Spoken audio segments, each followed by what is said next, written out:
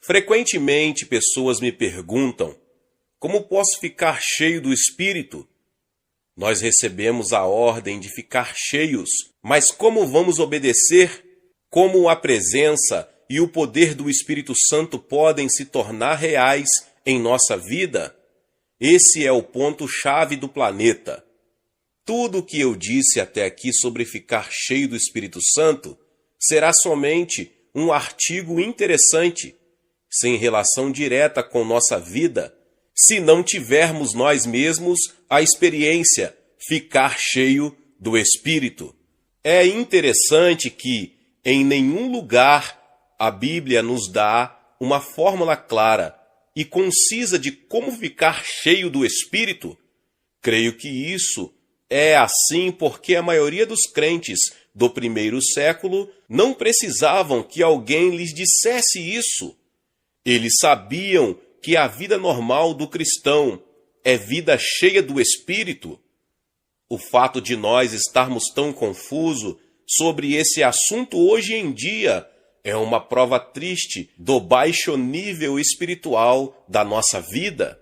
Apesar de a Bíblia não dizer muita coisa sobre esse assunto, quando tomamos o Novo Testamento como um todo, sobram poucas dúvidas em nossa mente sobre o que significa ter uma vida cheia do Espírito, ou como ela pode se tornar real em nós.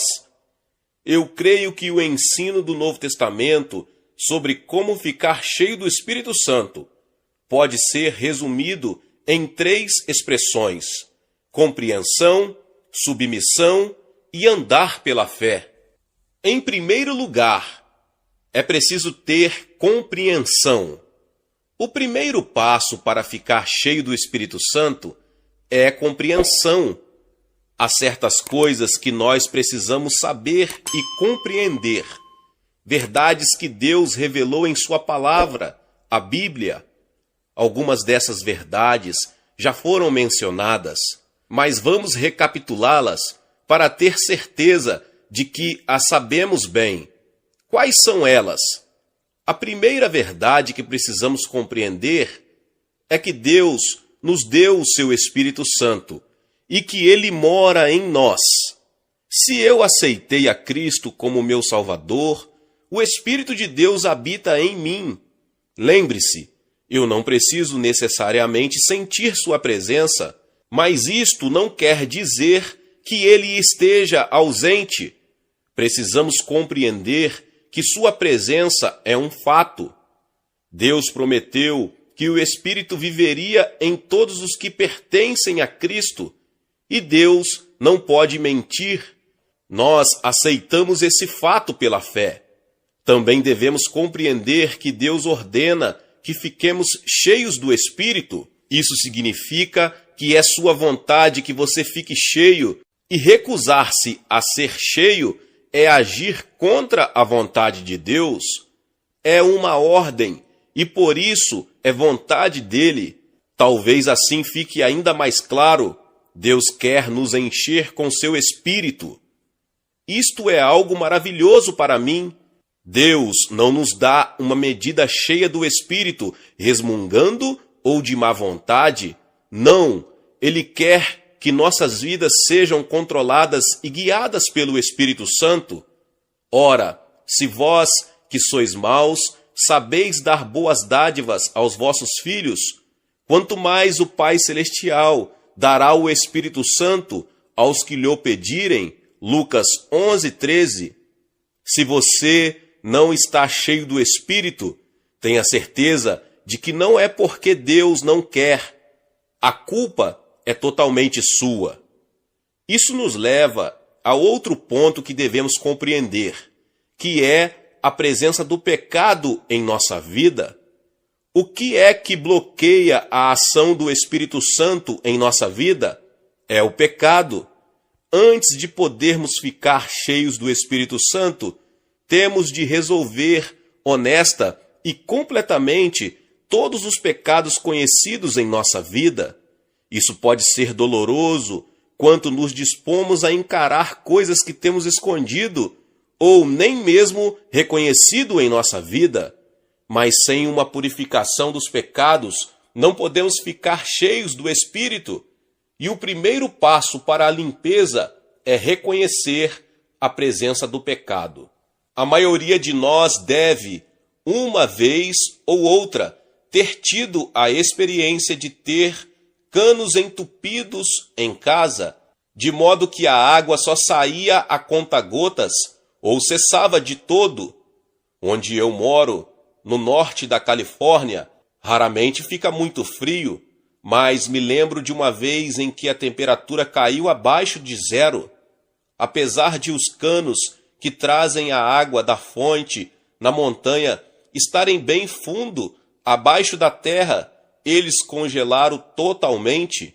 Tivemos de cavar a terra dura e esquentar uma junta de cano com um maçarico para derreter o gelo. O pecado em nossa vida é como esse gelo. Nossa vida espiritual foi congelada por um mundo hostil. Só há uma solução: arrepender-se, para abrir o bloqueio e restaurar a fluência do Espírito. Todos nós sabemos que o endurecimento das artérias, arteriocleose, é uma das doenças perigosas que atinge grande parte das pessoas em todo o mundo. O tratamento é feito com algumas drogas e, na maioria dos casos, é necessário um processo mais radical, como, por exemplo, cirurgia. Esses procedimentos são feitos com o objetivo de desobstruir as artérias e permitir que o sangue possa fluir livremente, livrando da morte milhões de pessoas. Nossa vida, da mesma forma, precisa da substância que é o sangue de Cristo para desentupir canos ou artérias em nós, para que a seiva vital possa fluir por nós. O pecado é o grande obstáculo e o sangue de Cristo é o potente agente de limpeza quando aplicado em arrependimento e fé. Às vezes, novos crentes ficam confusos ao descobrir que ainda são pecadores e que não só continuam sendo tentados, mas até cedem à tentação. Na verdade, isso não deveria nos surpreender, pois a velha natureza de pecado ainda está em nós. Antes de alguém vir a Cristo, só uma força está atuando dentro dele, a velha natureza carnal. Quando aceitamos a Cristo, o Espírito Santo vem morar em nossa vida, e agora há duas naturezas atuando em nós: a natureza pecaminosa, querendo que vivamos para o eu, e a nova natureza espiritual, querendo que vivamos para Deus. A questão é: qual dessas naturezas decidirá nossas ações? Ser cheio do Espírito. Se o Espírito não controlar nossa vida, a velha natureza pecaminosa nos dominará. A atuação do Espírito estará bloqueada enquanto permitimos a ação do pecado. Portanto, temos de acabar com o pecado em nossa vida para saber como ser cheio do Espírito. Isso não é fácil por diversas razões. Uma, que pode ser muito penoso encarar o pecado. Geralmente, a raiz dos nossos pecados é o orgulho, e nosso orgulho fica profundamente ferido quando admitimos honestamente, diante de Deus e diante dos homens, que não somos tão bons como pensávamos que fôssemos. Também é difícil acabar com o pecado, visto que, como veremos adiante, apenas conhecê-lo não é o suficiente, mas temos de nos arrepender dele. Alguns de nós, possivelmente, estão escondendo pecados, tolerando-os, não querendo deixá-los. Como o jovem rico legalista, em Marcos 10, queremos o que Jesus nos oferece, mas queremos ainda mais nos apegar ao nosso pecado. Ainda há outra razão que dificulta a extirpação do pecado do nosso coração, que é muito simples. O pecado nos cega espiritualmente e ficamos cegos principalmente quanto ao horror do pecado. Não vemos o quanto ele penetrou em cada área do nosso ser e como infeccionou tudo o que dizemos, fazemos e pensamos? É muito fácil confessar os pecados que podemos ver claramente, mas pode haver muitos outros pecados que não estamos vendo e que nos impedem até mais diretamente de andar com o Senhor. Essa é a razão de a Bíblia ser tão inflexível nesse assunto. Não devemos nos contentar com um exame superficial, achando que só os pecados que mais nos incomodam devem ser confessados. O Espírito Santo nos convencerá de outras áreas de pecado que precisamos confessar a Deus. À medida que estudamos a palavra de Deus em oração, lembre-se que Ele é o autor da Bíblia. Temos de confessar não só o que nós achamos que é pecado, mas também o que o Espírito Santo indica ser pecado, quando de fato ouvimos sua voz pela palavra de Deus. Toda a Escritura é inspirada por Deus e útil para o ensino, para a repreensão, para a correção, para a educação na justiça, 2 Timóteo 3,16. A confissão deve abranger todos os pecados.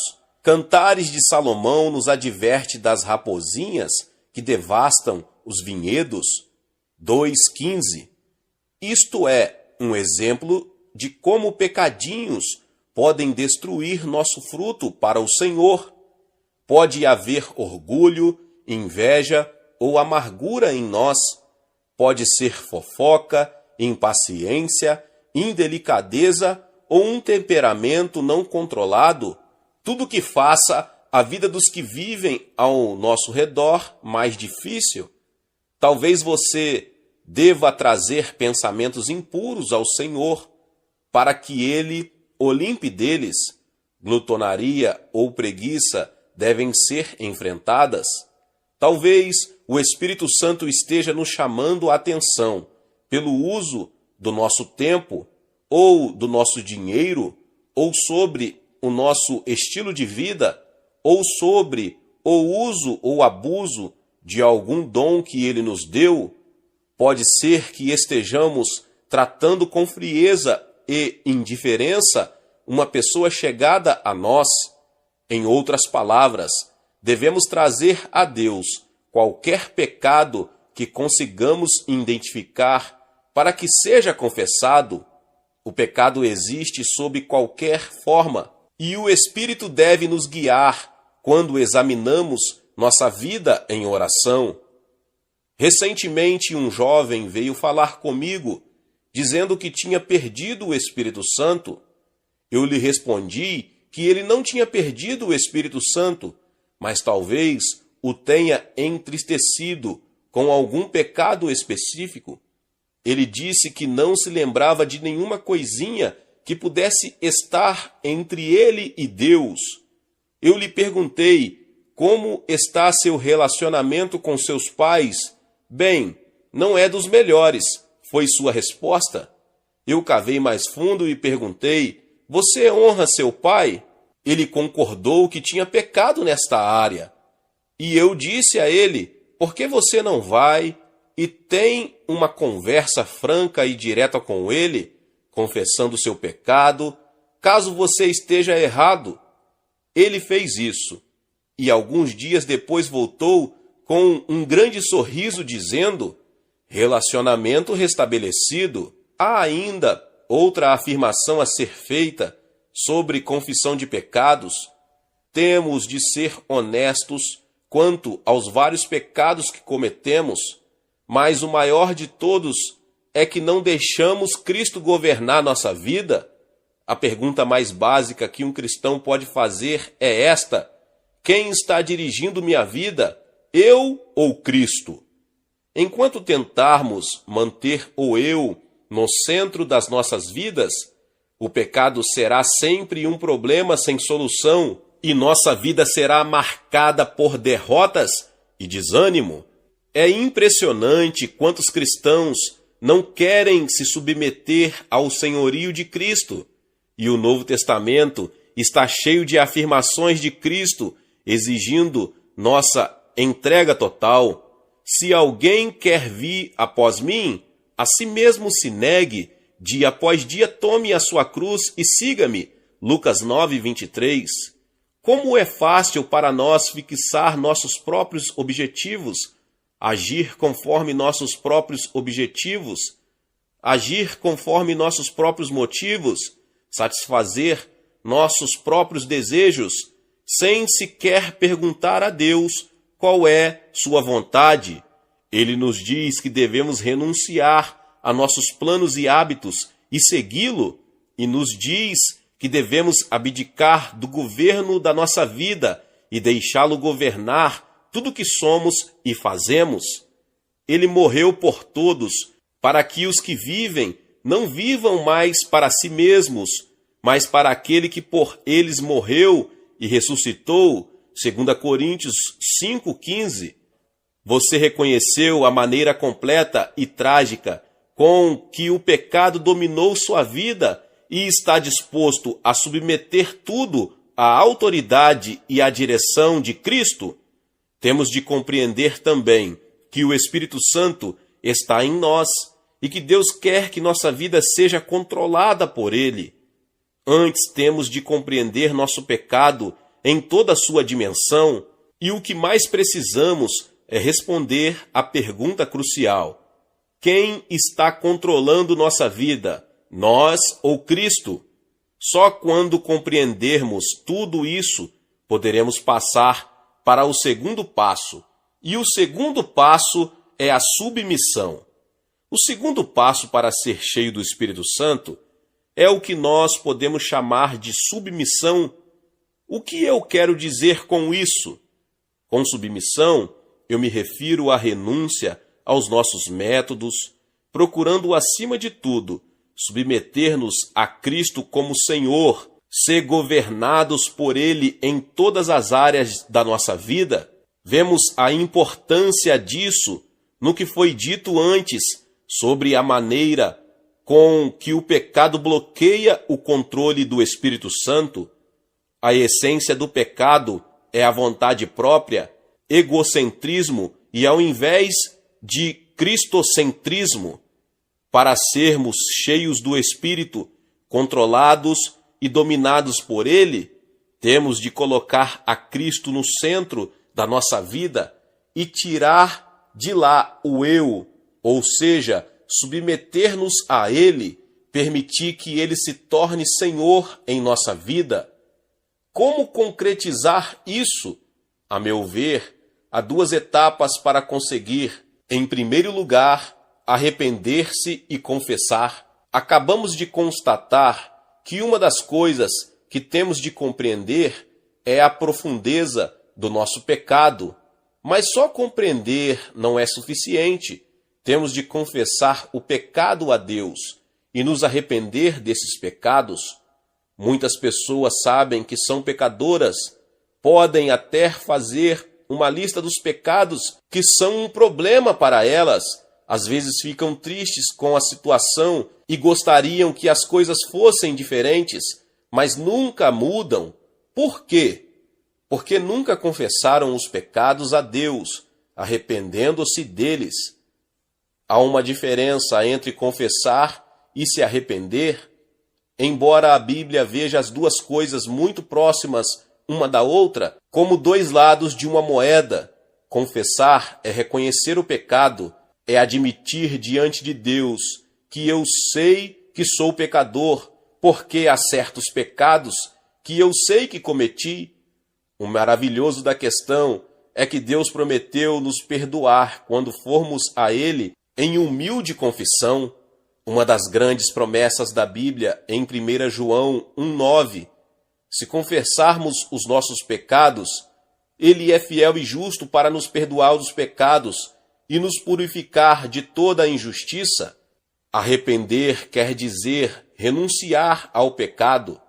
No grego, a palavra em que o original no Novo Testamento foi escrito, a palavra arrepender-se, implica em uma mudança completa e radical de atitude. É mais do que ficar sentindo com o que fez, mais que confessar. Arrepender-me dos meus pecados é voltar as costas a eles e olhar para Cristo e sua vontade.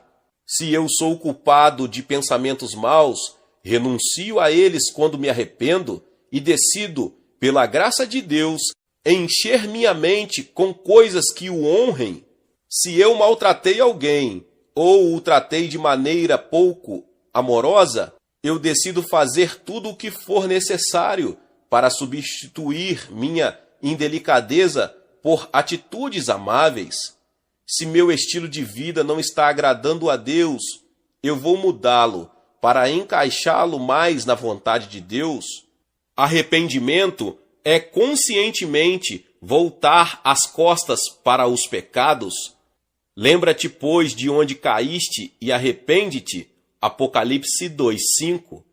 Depois de confessar cada pecado conhecido e se arrepender, a segunda etapa da submissão é sujeitar-se a Deus e à sua vontade. A confissão e o arrependimento podem ser chamados de um lado negativo da submissão.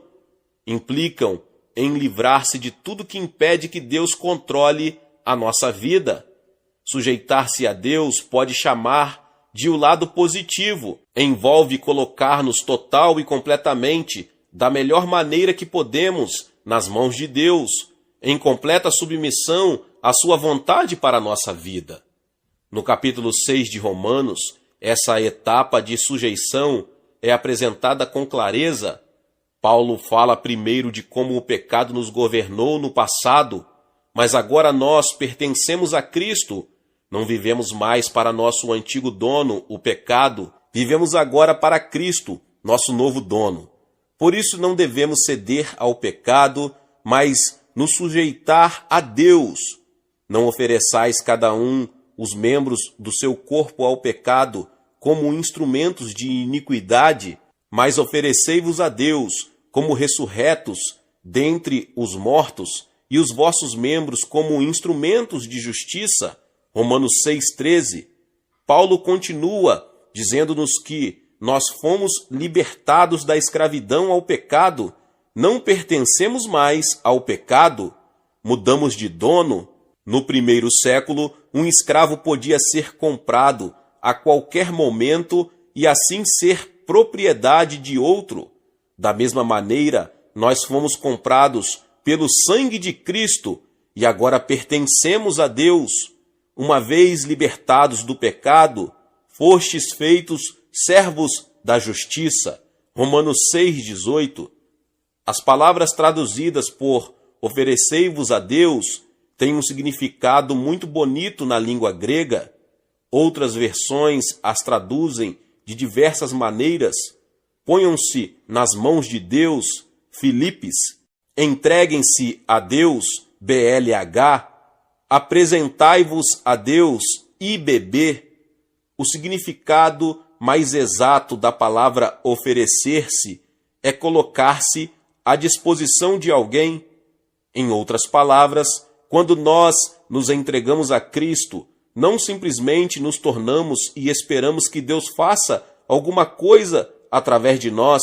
Não, nós nos colocamos à sua disposição, dizemos com efeito: Senhor, eu sou teu, para ser usado da maneira que tu quiseres. Estou à sua disposição, tu podes fazer comigo o que tu aprouver. Eu quero a sua vontade para a minha vida, não a minha vontade. Ponham-se à disposição de Deus, Romanos 6,13, em outra versão. O mesmo termo é usado em Romanos 12,1.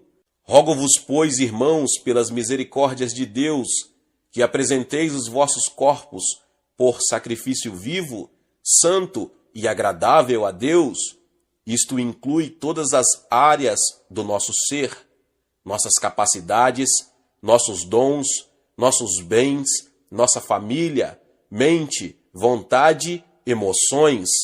Não está excluído, não podemos reter nada. Por princípio, ele deve dominar sobre nós no todo e em parte.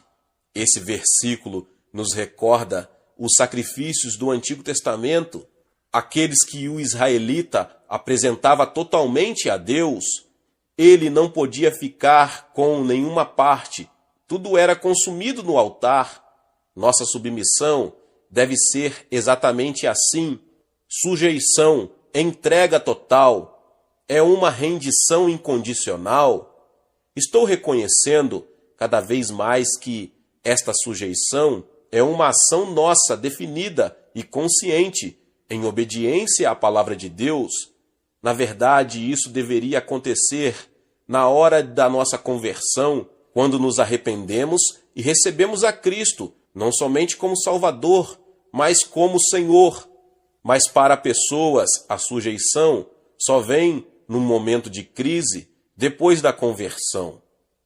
No começo, talvez não compreendamos inteiramente o que significa seguir a Cristo como Senhor, mas mais tarde começamos a ver que o chamado de Jesus Cristo não é simplesmente para crer nele, mas para segui-lo sem reservas, como seus discípulos.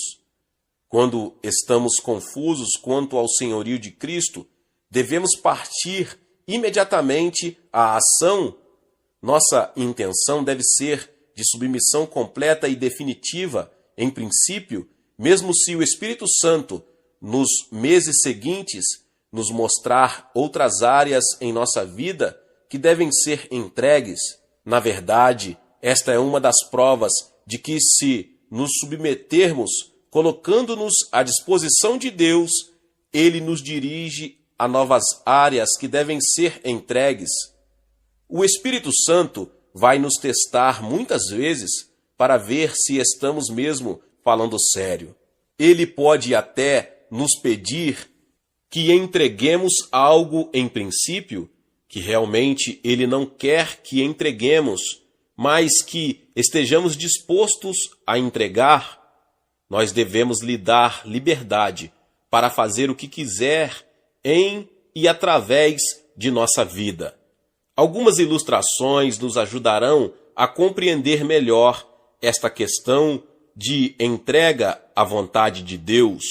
Em Romanos 6, como vimos acima, Paulo usa a ilustração de um escravo que agora pertence a um novo dono. O professor William Barclay nos traz à mente o significado real da analogia de Paulo. Quando ouvimos a palavra servo ou empregado, logo imaginamos um homem que dá uma parte do seu tempo a um empregador em troca de uma remuneração combinada. Durante esse tempo, ele está à disposição e sob as ordens do seu empregador. Passado o tempo, ele pode fazer o que quiser. No tempo de Paulo, um servo tinha status bem diferente. Ele literalmente não tinha tempo para si, não era livre por momento algum. Cada minuto de sua vida pertencia ao seu dono. Era propriedade exclusiva dele, não tendo em toda a sua vida oportunidade, em toda a sua vida para fazer o que quisesse.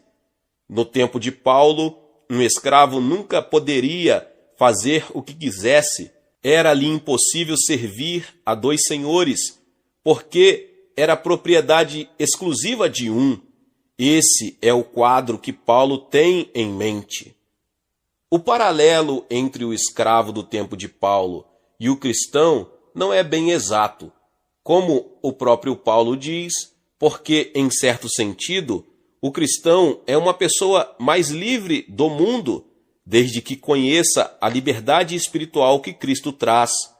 Por outro lado, você e eu somos convocados para pertencer a Deus e a seu povo. Somos chamados para estar à sua disposição, prontos e dispostos para fazer sua vontade.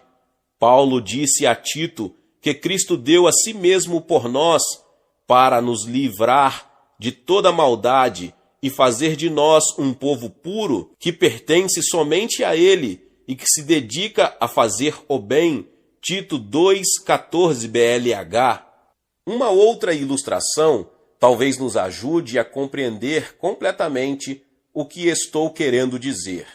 O princípio de entrega a Cristo é como o compromisso que noivo e noiva assumem quando se unem no casamento. É criada uma situação nova que se torna realidade duradoura. Em princípio, é uma ação completa e definitiva a partir do momento em que repetirem os votos e consumaram o casamento, estão casados, de fato e em princípio. Mas, e isto é crucial, na prática, marido e esposa descobrem que têm de entregar constantemente suas vidas um ao outro, além do compromisso inicial que assumiram ao casar. Duas pessoas não deixam de estar casadas só porque suas vidas não são perfeitas e aparecem problemas no dia a dia. Ambos vão ficando mais maduros, aprendendo sempre mais o que significa amar e ajustar-se um ao outro em consequência deste amor. De maneira semelhante, em nossa peregrinação terrestre, descobrimos pecados que minam o nosso relacionamento com Deus, mas existe um compromisso de alcançar um padrão mais elevado que se baseia em uma entrega a Deus de todo o coração. Você já submeteu sua vida a Deus? Já confessou alguma vez seu pecado a Ele, arrependendo-se dele da melhor maneira que você sabe? Você está ciente de pecados específicos que são obstáculos para uma entrega completa? Será que em sua vida há outros pecados que você ainda nem admitiu que o sejam? E mais importante que tudo, você já disse uma vez a Deus, da maneira mais simples e completa que você sabe, que deseja a vontade dele para a sua vida, qualquer que seja? Existem pessoas que sugerem que nós devemos orar a Deus para que Ele nos encha com o seu Espírito Santo. Isso pode ser válido, mas eu vejo pouco ou nada dessa ideia no Novo Testamento. Acho que, em vez disso, nós devemos orar para que Deus tome total e completamente conta da nossa vida. Devemos orar para que o eu seja tirado do nosso coração, amor próprio, vontade própria, autoambição, e que nós estejamos completamente à sua disposição. Se você nunca deu esse passo de submissão a Deus e à sua vontade, eu acho indispensável que se ponha de joelho antes de passar para a próxima página e entregue sem reserva sua vida ao Senhor e dono. Sê, pois, zeloso, abandona a tua indiferença, NTV, e arrepende-te. Eis que estou à porta e bato. Se alguém ouvir a minha voz e abrir a porta, entrarei em sua casa e cearei com ele e ele comigo. Apocalipse 3, 19 e 20. Fé. Chegamos à última etapa do ficar cheio do Espírito Santo, que eu gosto de chamar andar pela fé. Primeiro temos que compreender certas coisas. Depois temos de nos submeter e entregar a Deus. E então temos de aprender o segredo de andar pela fé. O ponto central é este: quando estamos entregues a Deus e à sua vontade, estamos cheios do Espírito Santo.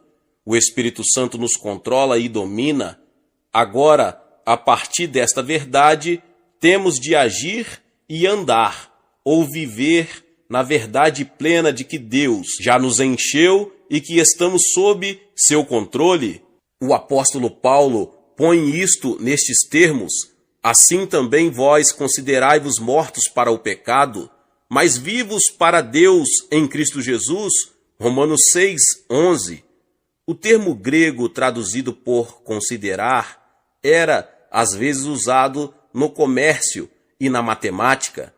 Depois de uma transação comercial, por exemplo, a soma em dinheiro era registrada nos livros contábeis.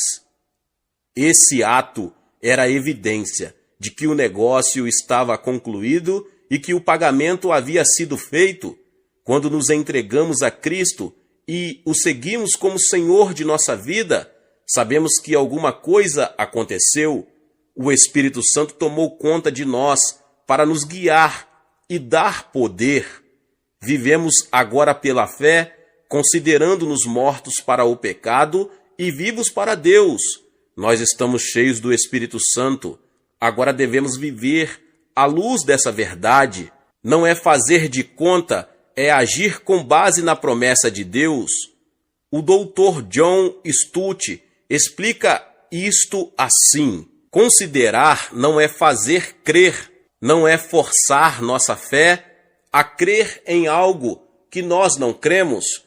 Não devemos fazer de conta que nossa velha natureza está morta, quando sabemos perfeitamente que ela não está. Nós só devemos considerá-la assim, não fazer de conta, mas compreender isso, porque é um fato. Temos de nos agarrar a isso, temos de pensar e meditar nisso, até que esta realidade se fixe em nossa mente. Dr. Stott continua: uma mulher casada pode viver como se ainda fosse menina? Bem, pode ser que sim, não é impossível, mas deixe-a sentir aquele anel no quarto dedo de sua mão esquerda, o símbolo da sua vida nova, o símbolo da sua identificação com seu marido. Deixe-a lembrar o que ela é e viver de acordo. Da mesma forma, a nossa mente deve compreender o fato e o significado da nossa morte e ressurreição com Cristo, e que uma volta à vida antiga é impensável. Um cristão renascido deve ter tanta vontade de voltar à vida antiga quanto uma pessoa adulta de ter de voltar à infância. Um homem casado à vida de solteiro ou um prisioneiro libertado à sua cela na prisão. Se você preencheu os requisitos bíblicos para ficar cheio do Espírito Santo, especialmente arrependimento e confissão, de que nós falamos, então você pode dizer para si mesmo: pela fé, sei que estou cheio do Espírito Santo. Nunca vi alguém que eu considerava cheio do Espírito Santo fazer alarde disso, tentando chamar a atenção para si. As outras pessoas logo notarão que nós estamos cheios do Espírito, porque quem o estiver produzirá o fruto dele. Nós talvez nem nos demos conta disso. Alguns dos maiores homens de Deus confidenciaram que quanto mais perto de Cristo estavam, mais pecadores se sentiam. Roy Gustafson, meu amigo e sócio, disse uma vez: o Espírito Santo não veio para nos fazer conscientes do Espírito Santo, mas conscientes de Cristo. Assim, quando dizemos a nós mesmos que estamos cheios do Espírito Santo, significa que cada pecado e obstáculo concedido está fora do caminho. Depois podemos dizer pela fé que estamos cheios. A esta altura há diversas coisas que devemos relembrar. Em primeiro lugar, temos de nos lembrar que a plenitude do Espírito Santo não é questão de sentimento, mas de fé. Podemos ou não sentir fortemente a presença de Deus quando estamos cheios do Espírito. Não devemos confiar em nossos sentidos, mas nas promessas de Deus. Temos de nos considerar cheios do seu Espírito. James McConkie pôs isto nestes termos: nada é mais doloroso do que inspecionar constantemente nosso interior para verificar se Deus está cumprindo sua promessa ou se nós a estamos experimentando. É como aquela criança que todo dia cava no canteiro para ver se a semente está brotando. A questão de experimentar a plenitude do Espírito compete a Deus. Temos de nos lembrar também que a plenitude do Espírito não garante que sejamos perfeitos e sem pecado. Significa que estamos sendo controlados pelo Espírito, mas o pecado continua presente, espiando atrás da esquina para dar o bote na primeira oportunidade. Podemos ser irrepreensíveis no nosso desejo de servir a Cristo, mas isso não faz com que não erremos. Um pregador escocês, tempos atrás, explicou: aqui ao meu lado, sobre a mesa, está uma carta que ilustrará o que quero dizer. Eu a recebi quando estava em viagem missionária à Nova Zelândia em 1891, da minha filha mais velha, que então tinha 5 anos de idade. Diz assim: querido pai, eu mesma escrevi tudo isso. Euzinha, mando um beijo. Na verdade, isto não é escrever, mas uma tentativa, com grandes letras de imprensa, todas desproporcionais. Em toda a página não há uma linha reta. Bem, esta carta, que eu gosto tanto, não é algo sem defeito. Tem tantos defeitos como tem letras, mas ela é sem dúvida irrepreensível. Eu não repreendi minha filha por seus riscos tortos, nem ralhei com ela, porque julguei seu trabalho pelos motivos. Sabia que ela tinha feito o melhor que podia, com todo o amor do seu pequeno coração. Queria fazer algo que me agradasse e conseguiu, pela graça do Cristo que está em nós. Assim que nossa vida diária com seus afazeres deve ser irrepreensível. Isto nos leva à última verdade sobre a plenitude do Espírito Santo. Ficar cheio do Espírito não deve ser um acontecimento único, uma vez, mas um fato real e contínuo em cada dia da nossa vida. É um processo. Temos de nos entregar a Ele todo dia, diariamente. Temos de decidir ficar submissos. Em cada situação de conflito entre o eu e a vontade de Deus, temos de tomar nossas decisões com base na nossa submissão contínua a Cristo. Como já disse, o verbo grego que Paulo usa em seu mandamento de Efésios 5,18, enchei-vos do Espírito, traz em si a ideia de que devemos continuar nos enchendo do Espírito. Já somos o templo de Deus, o Espírito Santo já habita em nós, mas Ele quer nos encher dele. Isso só é possível naqueles que se esvaziam do eu e se entregam a Ele. Esta é a razão de a entrega ter de ser diária, tanto das coisas pequenas como das mais importantes. Quando pecamos, temos de nos arrepender, para que Ele possa nos encher novamente. Quando estivermos expostos ocasionalmente a uma pressão incomum, temos de orar pedindo sua ajuda adicional. Por fim, as 4 etapas abordadas até aqui não são só o começo, mas são um processo. Cada dia devemos nos empenhar para compreender mais da palavra de Deus. Devemos orar a Deus que nos ajude a reconhecer nosso pecado. Devemos confessar e nos arrepender todo dia, submeter nossa vontade a dele todo dia, andar pela fé de uma maneira que ele esteja nos enchendo continuamente à medida que nos submetemos a ele, e devemos passar cada dia na obediência à sua palavra. Eu, pessoalmente, acho que ajuda muito começar cada dia entregando-se silenciosamente nas mãos de Deus. Agradeço-lhe por ser seu e por saber que o dia trará para mim. Peço-lhe que domine minha vida neste dia nas suas mãos e a use para a sua glória. Peço-te que me limpe de qualquer coisa que impeça a sua atuação em mim neste dia, e depois inicio as atividades do dia pela fé, sabendo que seu Santo Espírito me está enchendo continuamente, enquanto eu confiar nele e obedecer a sua palavra. Durante o dia, às vezes não estou consciente da sua presença, outras vezes estou, mas no fim do dia eu posso olhar para trás e agradecer, porque vejo sua mão atuando. Ele prometera estar comigo neste dia e esteve. Você pode experimentar a mesma coisa, submetendo-se diariamente ao senhorio de Jesus Cristo. Entregue-se cada dia a Ele, e que você possa no fim de cada dia olhar para trás e reconhecer que seu Espírito Santo tem sido seu guia e sua força, estando você sujeito a Ele. Glória a Deus, louvado seja o nome do Senhor. Que palavra poderosa. Talvez você chegou até aqui e ouviu esta palavra e ainda não é inscrito aqui no canal. Se inscreva aqui no canal e ative o sininho das notificações. Todos os dias são postados vídeos abençoados aqui no canal para te abençoar. deixe também o seu like e não se esqueça de compartilhar esta palavra com mais pessoas. Meus irmãos e minhas irmãs, nos vemos nos próximos vídeos. Amém.